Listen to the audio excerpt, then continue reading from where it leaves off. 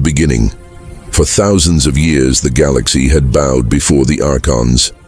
They were creatures of immense power, beings who claimed they were born from the light of dying stars.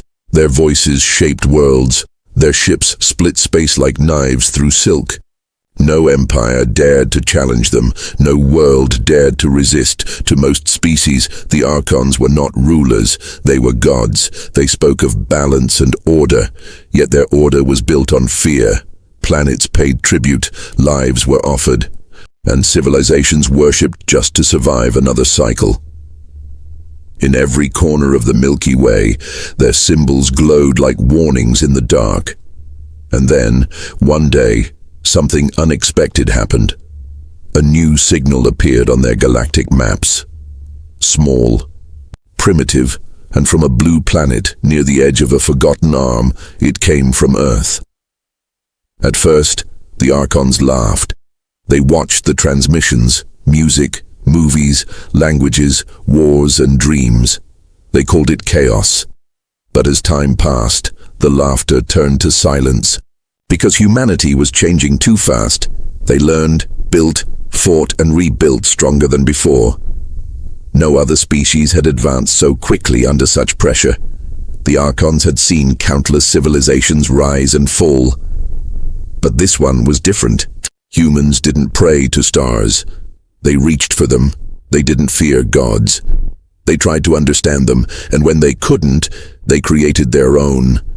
Artificial minds, machines that thought, fleets that crossed the void, all born from a species that still remembered fire and stone. In the dark between galaxies, Archon seers began to whisper. They said humanity was the echo of the old war, a war that once ended entire galaxies. Some believed humans were remnants of an ancient race that had defied the gods before. Others thought they were a cosmic accident, but one thing was certain. Humanity was growing louder. The first contact came without warning. A human exploration ship stumbled upon an Archon relay world.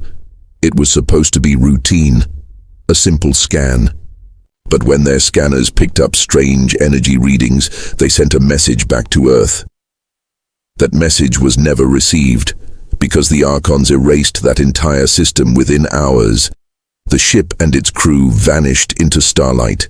The news spread across the human colonies.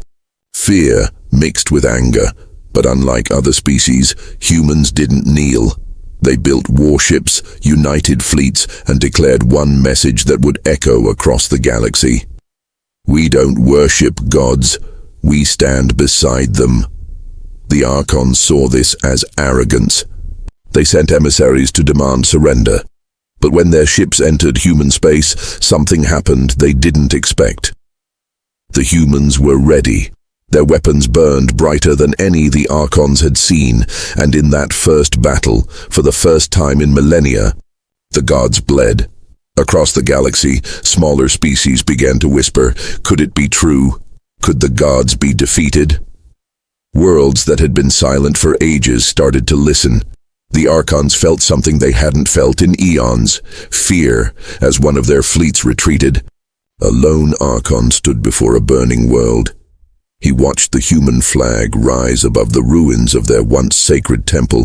The humans didn't pray, they didn't kneel, they just rebuilt. And as the Archon turned away, he said in a trembling voice, "This species will burn the heavens, but humanity wasn't finished. They had only just begun." And in the silence of space, their machines whispered a new promise. The age of gods is over. The war begins. The first human victory shook the galaxy like thunder. News spread through hidden channels, whispered between slave races and rebel colonies. The Archons, once worshipped as gods, were now seen bleeding, retreating, uncertain. For the first time in 10,000 years, hope was born in places that had forgotten the word. The United Earth Fleet grew faster than anyone thought possible. Dozens of colonies sent ships, weapons, and soldiers. Factories on Mars glowed red day and night, building engines of war. Humans didn't fight for conquest. They fought for survival. But deep inside, Every captain, every soldier, carried the same quiet fire. If the Archons could bleed, they could fall. Admiral Kira Voss stood at the bridge of the Dauntless, the largest warship humanity had ever built. Her eyes watched the stars beyond the glass. She knew the Archons were preparing a counterattack, but she also knew something the Archons did not. Humanity had learned how to fight monsters by becoming one when necessary. Far across the void, the Archons gathered their high council. Golden halls filled with light from dying suns, their leaders debated, voices like thunder across dimensions. Humanity must be erased, one shouted. They are too young to understand power, another hissed. But a single voice, calm and ancient, spoke last. They remind me of us before we became gods. The Archons launched their vengeance. 1,000 ships, each one larger than cities, darkened the stars. When they arrived near Jupiter, the solar system trembled. Every signal, every broadcast went silent. People watched from Earth's skies as burning streaks appeared, like falling angels. The first battle was chaos. Human ships darted like insects between giants. The Archons unleashed energy storms that tore moons apart. Yet humanity endured. Every destroyed ship was replaced by another. Every fallen soldier became a reason for 10 more to rise. The Archons were powerful, but humans were relentless. In the middle of battle, Admiral Voss gave a single order: activate the Ares Protocol. Across the fleet, hidden compartments opened. Dozens of experimental weapons powered up, massive rail cannons and energy lances forged from captured Archon tech. For centuries, the Archons had enslaved other races. Now their own stolen technology was turned against them. The sky above Jupiter turned white. Beams of light carved through the Archon armada. 2 of their capital ships exploded, each one taking millions of lives with it. Silence followed. A silence that screamed louder than war. Then the Archons retreated again, not out of mercy, but out of fear. On distant worlds, people fell to their knees, not in prayer but in disbelief. The humans had done it again. They had faced the gods and survived. The galaxy began to shift. Old empires questioned their loyalty to the Archons. Rebellion seeds were planted in shadows. And somewhere deep in the ruins of a forgotten temple, a message was found carved into stone. It said, "When the children of dust reach the stars, the gods will fall." Admiral Voss stood in her command room, the glow of distant explosions reflecting in her eyes. She whispered, "This is only the beginning." She knew the Archons would return stronger, but she also knew humanity had something they could never understand. Unity born from pain, hope born from struggle, and a rage that burned brighter than any sun. The war had begun. And this time, it was not just about survival. It was about ending an age of tyranny that had lasted eons. Across the stars, every race watched, waiting for what came next, because in their hearts, they all knew one truth. The gods were no longer untouchable. The fall of worlds, the galaxy trembled as the war spread across the stars. Every week another system burned, another world fell. Humanity had become a storm, fierce and unstoppable, but even storms can be broken. The Archons were ancient, older than any human memory, and when they returned, they came with fury. No longer arrogant gods, but wounded beasts. They unleashed weapons that tore apart space itself. Worlds vanished. Entire fleets were erased in seconds. The human colonies on Vega Prime were the first to fall. One moment they saw the sunrise, the next, only fire. Millions died before a single message could be sent. It was not a war of soldiers anymore. It was survival against extinction. Admiral Kira Voss stood in silence inside the war chamber. Holograms of destroyed planets floated before her. She had won many battles, but the Archons were learning. They had begun to adapt. Every victory came with a heavier cost. In the darkness of space, humanity discovered something terrifying. The Archons were not one species, they were a collective, a union of ancient minds trapped in energy form. Each one could merge into machines, or even into living beings. They were not gods because of power. They were gods because they could not die easily. Dr. Elias Grant, the chief scientist of the Dauntless, found fragments of Archon code inside a captured wreck. It spoke of the core, a source hidden in a dying galaxy. It powered all Archons, giving them life and control. If the core was destroyed, the gods would fall.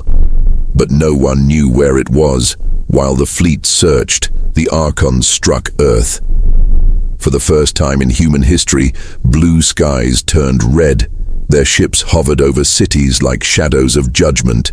Missiles and plasma fire lit the atmosphere. The defense satellites fought bravely, but could not stop them all. Millions ran, praying to any god who would listen. But humanity had already met the gods, and they were the enemy on the ground. Soldiers fought in the ruins of New York. They carried old rifles, drones, and hope. One soldier, Private Wren, looked to the burning sky and said, "They said we would never touch the heavens. Now they're falling on us." His words spread through the comm channels. It became a cry, a promise humanity would not surrender. Admiral Voss ordered every remaining fleet to defend Earth. Ships warped in from Mars, Titan, and Luna. They surrounded the planet like a shield of light. When the Archon fleet descended, the battle turned the night into day. Explosions painted the sky, the ground shook, oceans boiled. But humans stood their ground even as cities burned. Human ships rammed into Archon carriers. Pilots sacrificed themselves to take down enemies far stronger. The Archons had power, but humans had will. And will can break mountains. The gods learned that day what it meant to fight a species that refused to bow. By the end of the battle, half of Earth was in ruins. But the Archons were gone. They had retreated once more. Leaving behind silence and smoke, billions mourned. But billions more swore vengeance. The Archons had won the battle, but lost their illusion of immortality. In the aftermath, Dr. Grant decoded the last piece of Archon code. It revealed a map, coordinates to a galaxy beyond the void. The core was real. Admiral Voss looked at the burning sky and said, "Then that's where we go." Her voice carried across every ship. Every survivor, a new mission was born, not to defend, but to end the war forever. The journey ahead would be longer than anything humanity had faced, beyond known stars, beyond the edge of the galaxy, where no human had ever gone. But that was what humanity did best. They went where no one else dared to, and this time they were coming for the gods. The journey beyond the void, the war had scarred the galaxy. Planets burned, stars dimmed, and countless lives were lost. But from the ashes of defeat, humanity stood taller. They had survived the wrath of gods, and now they would hunt them. Admiral Kira Voss watched from the bridge of the Dauntless. Ahead lay the uncharted darkness beyond the galactic rim. The coordinates from the Archon code pointed there, into the void. A place where light itself seemed to disappear. No signal, no map, no life. Even the Archons had feared to enter it. The fleet moved silently. Thousands of ships gliding through endless black. Every human aboard knew the risks. No reinforcements, no retreat. If they failed, there would be no one left to remember them. Yet no one turned back. Dr. Elias Grant stood beside Admiral Voss. "The energy readings are unstable," he said. "It's like the laws of physics are breaking apart." Voss nodded slowly, her eyes on the darkness ahead. "Then we'll make our own laws," she whispered. As the fleet entered the void, strange things began to happen. Time stretched, space twisted. Some ships reported seeing ghostly figures in the dark. Voices that whispered their names, others saw flashes of memories, places and people long gone. The void was alive, it was testing them. Deep inside the darkness, they found the first Archon relic, a massive structure floating in the void of nothingness. It pulsed like a dying heart, symbols glowed faintly on its surface. Dr. Grant scanned it, his voice trembling. "This is a gate, one of many, leading to the core." Admiral Voss gave the order. "Open it." As the gate activated, the fleet was pulled through a storm of light and shadow. Ships shook, alarms screamed, and for a moment, it felt like reality itself shattered. Then everything went silent. When they opened their eyes, they were no longer in the Milky Way. Before them was another galaxy, empty, dark, and silent. But in its center floated something vast, a colossal sphere of energy, surrounded by ruins of worlds, the core. It pulsed slowly like a heartbeat, and around it drifted thousands of Archon vessels. Motionless as if in worship, Dr. Grant whispered, "They're not guarding it, they're connected to it." The truth hit them all. Destroying the core would not just kill the Archons, it would erase their entire existence. Every god, every mind, every memory. Admiral Voss clenched her fists. "Then that's what we do," she said. "We end their rule. Even if it ends us." The humans prepared their final plan. To strike at the core directly, every ship in the fleet armed its weapons. Engineers whispered last messages to loved ones. Soldiers checked their rifles with shaking hands. No one knew if they would survive. But all knew why they were there. As the fleet approached the core, the Archons awoke. Their ships came to life, glowing with divine fire. A voice echoed across every channel. "Cold and infinite, you dare to unmake creation." Admiral Voss replied calmly, "We dare to be free." The battle that followed was beyond imagination. Light and shadow collided, planets shattered under the force. Human ships were torn apart by beams of pure energy. Yet they kept advancing. Every explosion was another promise kept. Every death another reason to fight harder. Dr. Grant's ship reached the core first. He transmitted the final sequence, linking all remaining ships. The fleet's energy was combined into one final pulse. The Archons screamed through the void, their forms unraveling like smoke. Grant smiled weakly and whispered, "For Earth." And then the universe turned white. When the light faded, silence filled the void again. The core was gone, the Archons were gone. Only a few human ships remained, broken, drifting, but alive. Admiral Voss looked out at the emptiness where gods once ruled. Tears ran down her face. "We did it," she said softly. "No gods, no masters." But as the last signals flickered, Dr. Grant's systems recorded one final anomaly. Deep in the static of the void, a heartbeat echoed, faint but real. Something had survived. And far away, beyond human senses, a small spark of light began to grow. The war for the galaxy was over. But the story of humanity was not, because where gods had fallen, something new was beginning to rise, the new dawn. The stars were quiet again. The war that had shaken creation itself was finally over. The Archons were gone, their golden empire reduced to dust and memory. And humanity, the once fragile children of Earth, had done what no species ever dared. They had slain their gods. Admiral Kira Voss stood inside the damaged bridge of the Dauntless. Windows cracked, consoles sparking beyond her. The void stretched endless and empty. The battlefield was silent except for drifting debris and faint signals from surviving ships. She whispered softly, "We're still here." The survivors gathered in orbit around a dead star. Out of thousands of ships, only a few dozen remained. Their hulls scarred, their crews exhausted. But their spirits were unbroken. Messages poured across channels, short, raw, human. They spoke not of victory, but of survival. For the first time in history, the galaxy was free. Dr. Elias Grant floated among holographic readings in the lab. He had been studying the strange heartbeat that still echoed through the void. At first, he thought it was a system error. But as he looked deeper, he realized it was alive, a pulse of energy moving through space like a living memory. It was what remained of the core. He called Admiral Voss, his voice trembling. "It's not gone," he said. "Something survived the destruction, something new." Voss stared at the readings, the faint rhythm repeating like a whisper in the dark. "What is it?" she asked. Grant hesitated. "I think it's changing." Weeks passed as the fleet drifted, repairing, rebuilding, searching. The strange energy followed them, gentle, never hostile. It moved like it was watching, learning. The soldiers began calling it the Echo. Some said it was the last breath of the gods. Others believed it was the first breath of something else.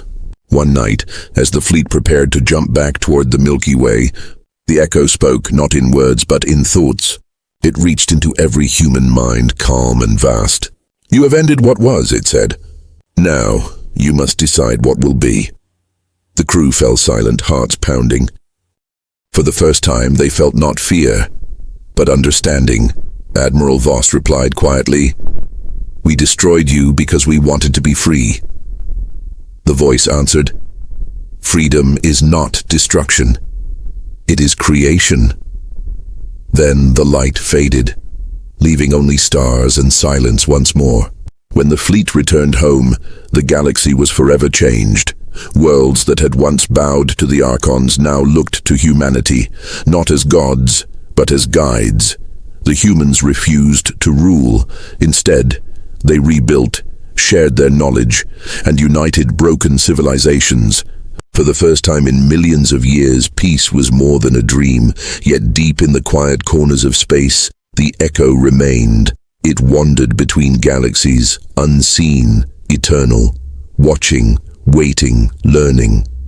Perhaps the Archons were truly gone, or perhaps they had been reborn in a new form. One shaped by humanity's courage, Admiral Voss looked out from the new Earth space station, orbiting a world reborn from ashes. She watched the sunrise spill across the planet's surface, golden and calm. She smiled and said softly, "This is the new dawn." Her voice carried through the calm channels. "To all who can hear me, remember this, we are not gods, we are human, and that is enough." The fleet began its slow journey across the stars once more. Not as conquerors, not as saviors, but as explorers of a universe finally free.